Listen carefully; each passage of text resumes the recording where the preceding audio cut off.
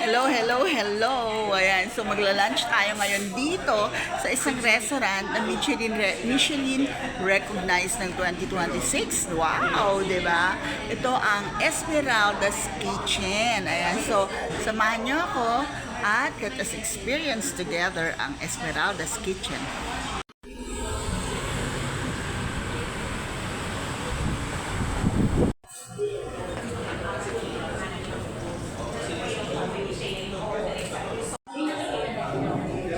Ating watermelon shake.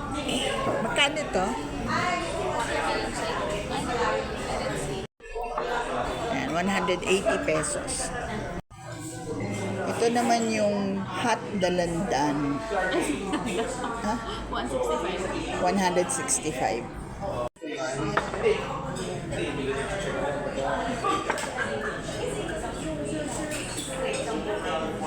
Ayan, so this is aligi pasta. Ito yung adobo 3 ways and yung kanilang rice. Okay. Wala pa yung order ko. Ayan, so tikman natin yung kanilang aligi pasta.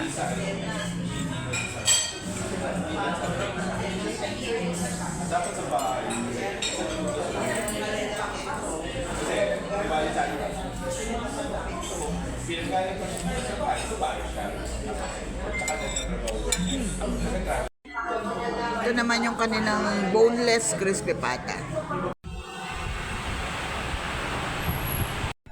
Ayan, so tapos na kami kumain sa Esmeralda's Kitchen. Na Michelin. Pagod ka. Michelin. Ang tagal mo kasi. Tagal ko nakatayo sa labas. Hindi ako makaupo kasi baka mahirapan akong tumayo. So anyway, it was para sa akin, I love the service, I love the staff. Ang bilis ng service, diba?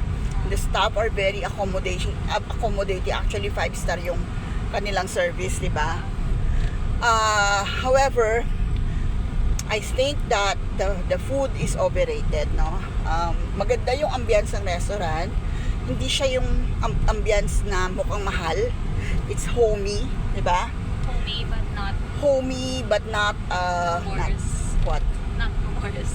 Oo, homey na medyo okay lang. Oo, okay lang kumbaga. Maganda yung lugar and the location is also good, 'di ba? Hindi siya sa mga crowded mall, hindi siya sa kumbaga it's in a very good area in Quezon City. So okay lahat except yung food. No, masarap naman, 'di ba? Masarap naman yung food. It's just that siguro dahil Michelin acknowledge nga siya, 'di ba? Michelin recognized. So, mataas yung expectations ko, no? Siguro yung expectations natin mataas. And for the price, kasi wala akong nakita sa menu na lower than 500 pesos. Lahat Except for the drinks. except for the drinks, yes. Pero yung mga ulam nila nasa 600 plus lahat, 'di ba? That's for solo orders. Pag sharing, mas mahal pa, di ba? I guess pasta, na parang nasa 400 plus. Yung pasta, okay. Pasta is pasta. Yeah. Yun, so medyo namahalan ako para dun sa lasa ng kinain ko. Masarap yung food, but it's not fantabulous. Na, will I go back? Why not? If invited, di ba? If invited by friends or but yung talagang iki-crave ko siya wanting to go back, hindi. No? Yeah. One time experience is good enough for me. Yun. Hindi ako dissatisfied, pero hindi rin ako completely satisfied. Ako same din. Parang underwhelming. Kasi you build it up in your head. Oh, Michelin. Oo, yes. Tapos, normal lang. I mean, I wouldn't say na yung food is something na, wow, ano to Sarap gano'n na. Exactly. Yeah, masarap naman. Hindi naman siya hindi masarap. Oo, masarap naman. Pero nung parang kalagitnaan ng meal, parang pagod na akong kumain At takot na takot akong mabali. Mabali yung jacket ng ipin ko. Nothing special. Nothing special. Exactly. That's the word. Nothing special. It's not na hindi siya masarap. Okay naman siya, 'di ba?